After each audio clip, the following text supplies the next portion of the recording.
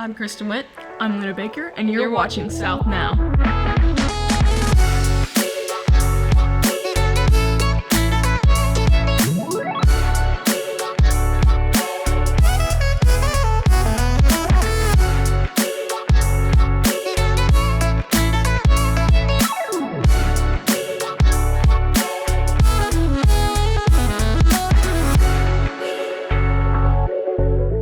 Welcome to a brand new episode of South Now, the most reliable news source for all things Prescott. We are very excited to share with you some new things going around here at school. We've had a very busy spring and now a lot to catch up on. To get us started, our campus reporter Ayrianna Webb will be talking with one of our PE teachers about physical fitness. And then we will have Sadie interviewing our boys' head soccer coach. And after that, we'll have a message from a local park ranger. And then my personal favorite, 2 Minute Time, will be hosted by Lauren Gillies. And I'm just saying, if they ever let us play, I would definitely beat you. Oh yeah? Lauren, come here.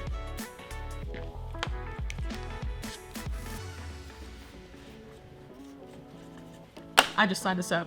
Well, I was joking, but maybe this will give the viewers a chance to see that I'm finally better than you. We both know that isn't true. Only one way to find out. Over to Ayrianna. I'm here with Miss Espinosa, one of our very own gym teachers here at Prescott. So, Miss Espinosa, what are some sports or recreational activities you recommend doing during spring? Well, first of all, good morning, Ayrianna. I have started playing pickleball here recently, so that is my number one choice right now in the spring because it's starting to get nice outside. There's a lot of places in town that has pickleball. I come over to school and play pickleball. If you've never played it before, it is awesome. We actually bought a set at school, and we're going to start that next week in our PE classes, so we're excited about that. What is pickleball? It is like it's a paddle. It's like a giant ping pong paddle, but it's kind of tennis and ping pong and racquetball kind of all mixed together just on a smaller court. Lots of fun. What are some ways you can incorporate nature into your fitness routine during spring? So I love to hike, and I have a dog that likes to hike, and I have a husband that likes to hike and some friends. So we have so many awesome places around the Cookeville area that we can do outside sports and hike and do stuff like that. So I enjoy that a lot. Yeah. Since you are a gym teacher, your job is to teach kids how to exercise in the right way to do it. Why is fitness so important? So I guess I've been raised since as long as I can remember, just being active and playing sports and always involved in something. My parents played sports, so I don't ever remember not playing a sport and being active. So my children were the same. I have football and baseball boys. They're all grown now. And then my girls were volleyball, and softball players. And so it's just been a part of my life always. So I just want to make other kids as excited about doing physical activities as I am, because there's all different kinds that you can do, and everybody can find something that they enjoy. Yeah. For someone just getting into fitness, what would you recommend for them to do to stay motivated? Okay, so I think you need to have a fitness buddy, and I do an after-school workout group with some teachers. And I've done that for probably about 7 or 8 years now, and I feel like that having a buddy or having a group to keep you motivated is what makes you come back. Yeah. If you're just working out by yourself or doing things on your own, you're less likely to do it. But if you have that friend to say, hey, we're going to work out today, we're going to go do something active, that makes you motivated to do it, yes. Thank you so much, Ms. Espinosa, for letting me interview you. I'm Ayrianna Webb, back to Luna and Kristen in the studio. Thank you, Miss Espinosa, for letting us get to know you and your advice for our students. Pickleball seems like such a fun way to stay fit. And speaking of staying fit, let's transition into our sports segment where we have an interview with the head coach of our boys soccer team. Over to Sadie. I'm Sadie Garrett, and I'm here with Prescott boys soccer head coach Coach Gentry. So, Coach Gentry, I know that the season's just now starting to get going. So, what accomplishments do you want to have completed by the end of the year? Well, number one, the most important thing to me to have accomplished is having developed all of these young men to be better men. I think sports really plays a part in helping develop different characteristics that we all need, and hopefully there's some winning that happens along the way as well. As the new coach here at Prescott, what things did you want to establish with this team early on? So when I actually met with Mr. Campbell, one of the first things that I told him was, you're going to find people that are better at soccer than me, that are more soccer minded than me, but the thing that I am going to try and focus on is the character of these kids. And so one of the philosophies that I've had from very early on in coaching is the things that matter most to me are your attitude and your effort. So knowing that you're a director of the Tennessee Soccer Club, how have managing that and being the new coach here at Prescott played a role with each other? I think the biggest thing is just managing people.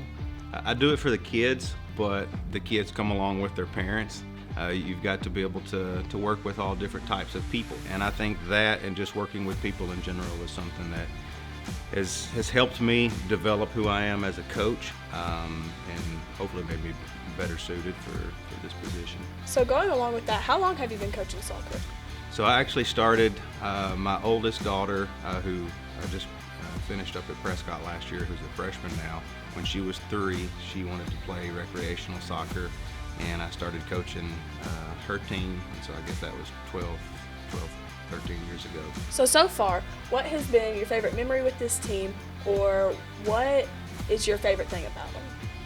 So from the beginning, we got started kind of late with conditioning, and so just kind of seeing their reaction. Obviously, I'm new to a lot of them. I do know a lot of them, but seeing just the hard work from the 8th grade kids down. You know, I mentioned how I really am trying to develop character.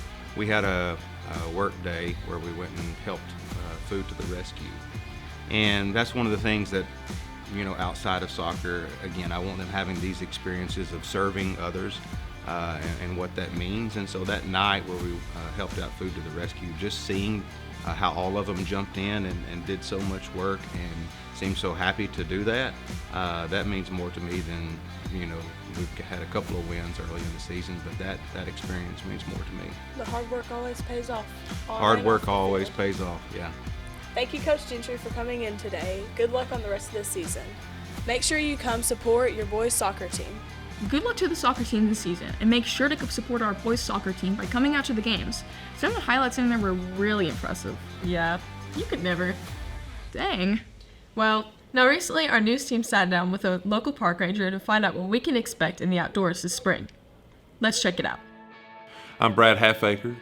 I've been a park ranger for 17 years. I've been a manager for the past 5 years at Edgar Evans State Park. I had the opportunity to grow up in Tennessee State Parks. My father was a ranger and manager at Edgar Evans. So at the early age of, I believe at 3, I wanted to pursue a career in Tennessee State Parks. So I'm getting to live my childhood dream every day. Spring is around the corner and it brings a new life, just like you see everywhere around town, yards green up. Same thing happens in nature. So you're going to see a lot of really cool plants if you're into that. If you're not, it's just a good time to come out and hike, and you get to see things as they green up and trees bud out. It's a great time to be at the park. Here in the Upper Cumberland, there are 10 parks within a 30-minute drive.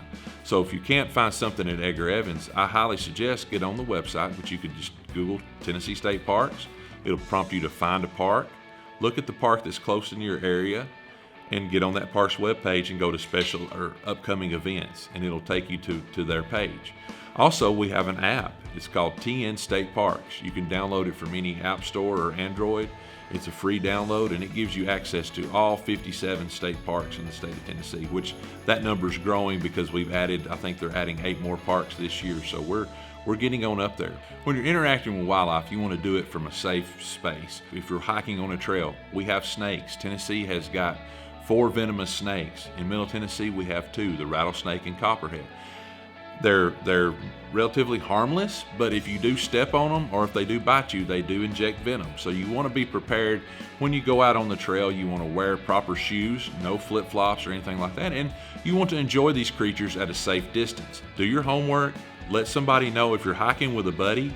Always have a companion to go with you, and tell somebody where you're going. And this is things that we stress all through Tennessee State Parks, is being prepared, telling somebody where you're going, hiking with a friend, and just getting out and enjoying nature with people you love. Thank you, Mr. Halfacre, for taking time out of your day to talk to us about nature. Exactly. I'm really excited to go out to the parks this spring and see everything. Good for you. Me, personally, I'm excited for summer. The warm summer breeze and the birds, it's definitely the best season. Were you even listening to me? Oh, sorry. Just thinking about the fact that I'm about to beat you in this next segment. Whatever. let's find out. Over to Lauren. Hi, I'm Lauren Gillies, and on this episode of 2 Minute Time, we will be playing Flip-Tac-Toe.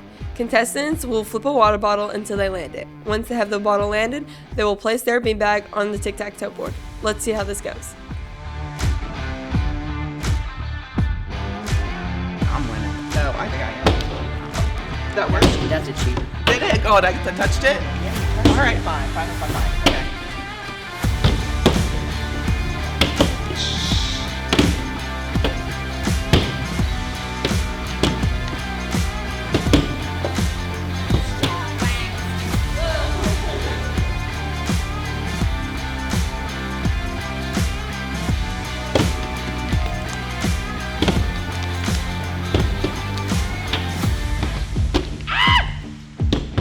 Oh my goodness, I told you. Oh my gosh.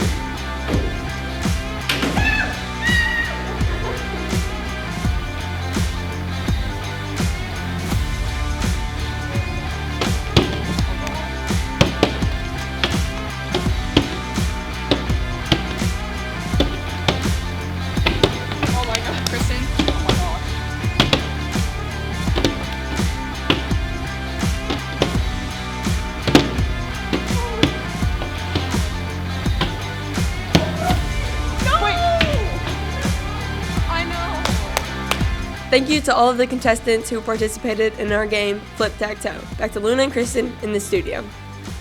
I don't want to talk about it. Good. Anyways, I would like to congratulate the rest of the winners of the game. I personally found it very easy though. Whatever. Anyways, as we wrap this episode up, South Now, we would like to thank everyone for participating. From Miss Espinosa with her great tips about going outside and getting active, to our soccer team and all of their hard work so far, and good luck this season. That's right. And as spring continues to bloom, remember there are plenty of opportunities to get outside and enjoy everything that comes with that, while staying safe, of course. We'll see you next episode with more updates, more laughs, and more entertaining stories, and of course, more great games just like the last one. I'm Kristen Webb, signing off from my co-anchor, Luna Baker, Campus Reporter Ayrianna Webb, Sports Reporter Sadie Garrett, our 2-minute time host Lauren Gillies, and everyone else working here behind the scenes. This has been South Now, and we'll see you South later.